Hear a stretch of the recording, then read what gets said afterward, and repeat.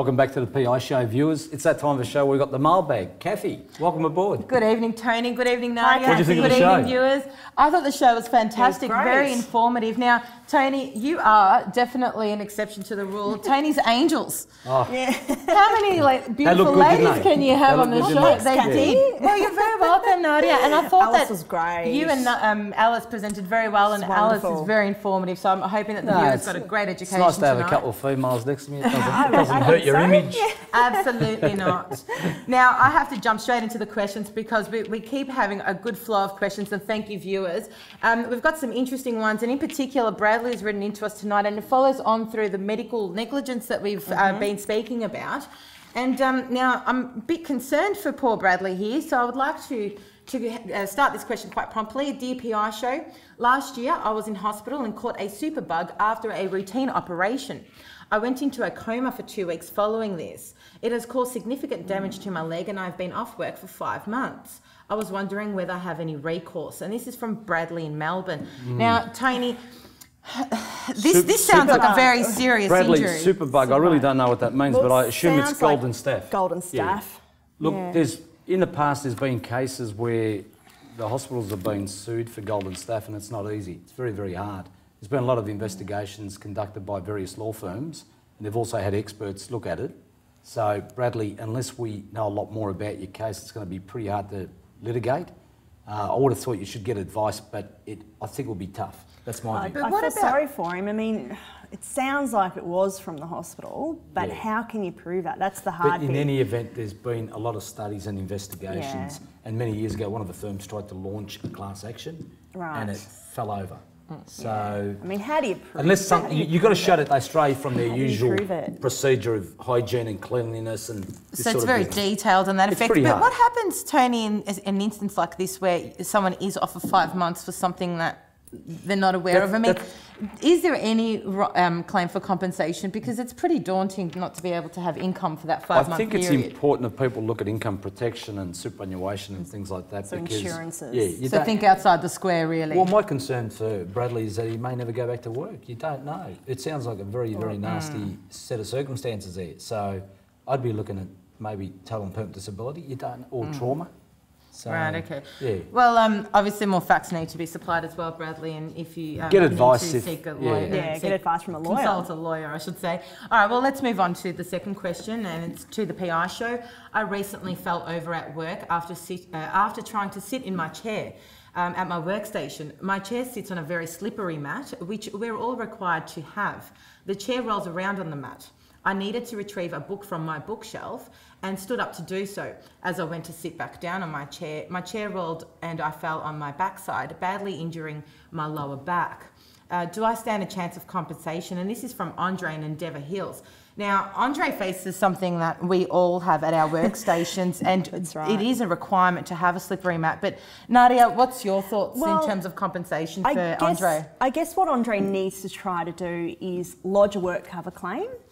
And he should do that right away and see what his chances are there. And from there... I'd imagine he'd get his stat benefits. You would imagine? Expenses and weekly Yeah, I mean, he slipped on a slippery surface. They're all required to have that mat. And also, depending... It's no fault, so... It's no fault. And Andre, depending on the circumstances and how serious your injury is, 12 months down the track after you've actually lodged your injury, your work cover claim form, if it's an accepted claim in particular, you'll be able to have rights to impairment benefits as well, which is also no a lump sum. This thing about the slippery mat sort of concerns me. I don't know, is it law to have a slippery mat? I would have thought having a slippery mat's not safe. Not slippery, Tony, but it is law to have an actual mat for your chair to be on, is what was my understanding. Yeah, look, I would have thought negligence in this case is a lot easier than the previous case, because it's a slippery mat. Well, there's an employer's liability in this case as well. Look, the employer's got a non-delegable duty of care, so it's a pretty high standard.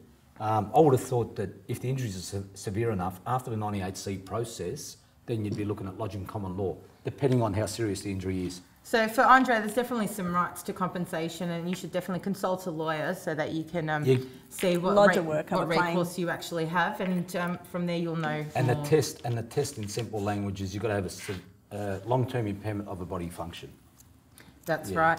I'm going to move on to the next question, which I would actually really like to help out Claire in this instance from us, because it's actually a topic that is in the media at the moment and it's very concerning, and it's about bullying at schools.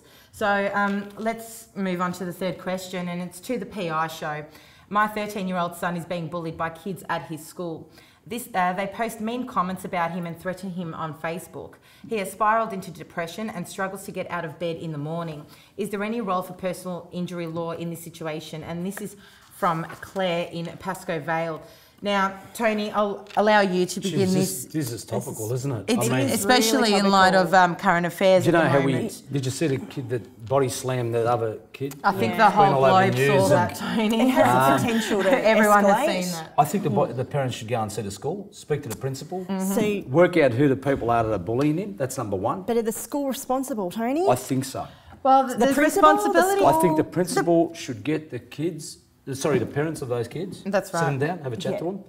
That way they can get to the parents to get to the The kids. parents are most responsible of the people of the child that is bullying the student. What we're trying to do is we're trying to prevent this sort of behaviour. Is that right? That's the first thing. Absolutely. So it sounds like a situation that can be contained, like before it actually gets worse. Like just from a few conversations with the parents and the school principal, it definitely is a topical. That's exactly where I'm coming from, Nadia. Well, that's what I think needs to happen before it gets, it escalates into That's right, a but at the same traumatic, time, for 13 years old, in my opinion anyway, and I'll state that is an opinion, in the sense that when people are posting threats and comments on Facebook, well, it's becoming an area of defamation as well. What gives them the right? And at 13, the parents have got a What I'd be responsibility. doing is this. I'd be saying, get the parents of these kids in, have a chat to them and say to them, look, this is what's been happening and this other child's been severely affected.